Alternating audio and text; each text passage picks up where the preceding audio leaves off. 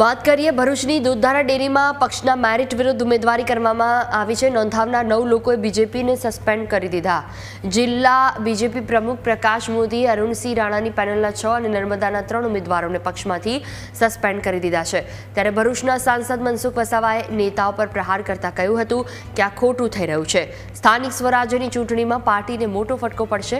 આ બાબતે ભરૂચ નર્મદાના સંકલનને સાથે રાખી મેન્ડેટ અંગે ચર્ચા કરવામાં આવી હોત તો આ વિવાદ થતો જ નહીં.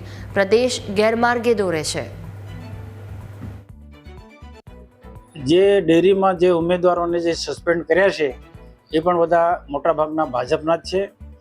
આ સસ્પેન્ડ જે કર્યા છે એનાથી પાર્ટી માને કે નહીં માને પણ પાર્ટીને આવનારા દિવસોમાં નુકસાન છે. તાલુકા પંચાયત જિલ્લા પંચાયતની ચૂંટણીમાં એનું નુકસાન થવાનું છે, સ્પષ્ટ માનવું પડે. હું તો શરૂઆતથી જ કહેતો હતો કે આ ટોટલી જે પ્રક્રિયા જે છે ચૂંટણીની એ જિલ્લા સંકલન ભરૂચને જિલ્લા સંકલન નર્મદાને પૂછવામાં આવ્યું હોત. સંકલન સમિતિમાં જિલ્લા પાર્ટીના પ્રમુખ હોય છે, ધારાસભ્ય હોય છે, સંસદ સભ્ય હોય ને મહામંત્રી હોય છે. આ બધાઓ જે એવું નક્કી કરતા કે કયા વિભાગમાંથી પાર્ટીના કયા ઉમેદવારને ઉમેદવાર રાખવા. કોકનું કોક કારણ, કેટલાક લોકોની મહત્વકાંક્ષાના કારણે આ જિલ્લાને પૂછ્યા વગર ઉમેદવારો નક્કી કર્યા અને પાર્ટીમાં પ્રદેશમાં મોકલી આપ્યા.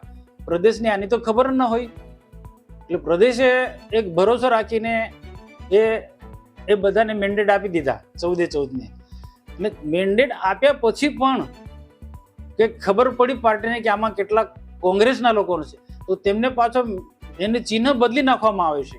તો આ જે પ્રક્રિયા જે છે એ તદ્દન ખોટી રીતના થઈ રહી છે. ભારતીય જનતા પાર્ટીની સંકલન જિલ્લાની ક્યારે મળી નથી અને સંકલન મળવા માટેનો કોઈ આદેશ પણ નથી. આદેશ આપવામાં આવેલો ન હતો. અમારા સાંસદ મનસુખભાઈ વસાવાજી પણ એક વર્ષોથી સંસદ તરીકે જેઓ નેતૃત્વ કરે છે અને એમના નેતૃત્વમાં સમગ્ર ભારતીય જનતા પાર્ટીનો વિજય કાયમ અકબંધ રહેલો છે અને એ પ્રક્રિયામાં સંસદ સભ્ય નહીં, ધારાસભ્ય નહીં અને કોઈ આગેવાનો પણ નહીં, ભરૂચ જિલ્લાની સંકલનમાં પણ કોઈ નહીં.